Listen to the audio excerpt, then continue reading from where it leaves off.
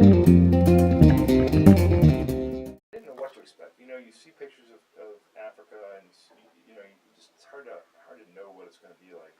I was nervous when I first was asked to do this story. Honestly, I was like, oh my gosh, it's a long flight and it's dangerous, and you know what's going to happen, and I don't know if I should go. I've got family, and should I be away in kind of a dangerous place, and being in villages with no communication. And honestly, that sort of changed me right away when I realized how friendly the people were, and how easy it was to get around. And once we had a driver that took us anywhere we wanted to go, and he helped translate for us when people didn't speak English. And so I was pleasantly surprised at how wonderful and warm the country was. It was Sue's idea, Professor Carter's idea. She came to me and said, I've got this idea. I know this doctor who is a researcher in Malawi, which I had no idea where that was, by the way.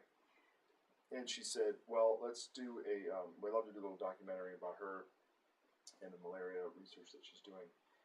And so at first I was a little unsure.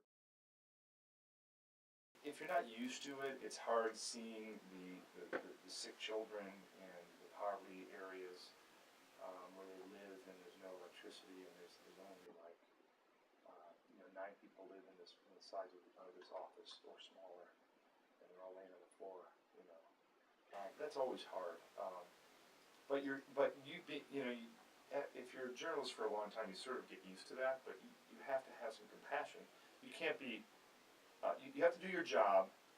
You have to have some compassion, and you have to desensitize yourself enough to do the job, so that you're not so emotionally affected by it that you can't be a journalist. Everywhere we went was like eye candy for us.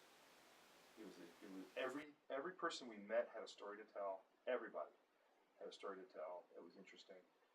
Every piece of video and every photo and every vision that we saw was amazing. And I don't think I've ever had an experience like that ever, where you say, wow, this is just like, how crazy is this, just the scenery of the landscape, how crazy is this, just the scenery of the landscape with the mountains in the background, and the poverty level, and the interesting way they hold business, and the fact, and the sounds. I mean, it's not only the sights, but the sounds. Sounds are so important. You hear like people chattering all day and all night. People are out, and it's vibrant. The community is vibrant. It's amazing, really. You can't imagine. Like nowadays, kids don't play outside. It's wintertime. Everybody's shuttered up. Out there, everybody is outside all day long. It's truly remarkable.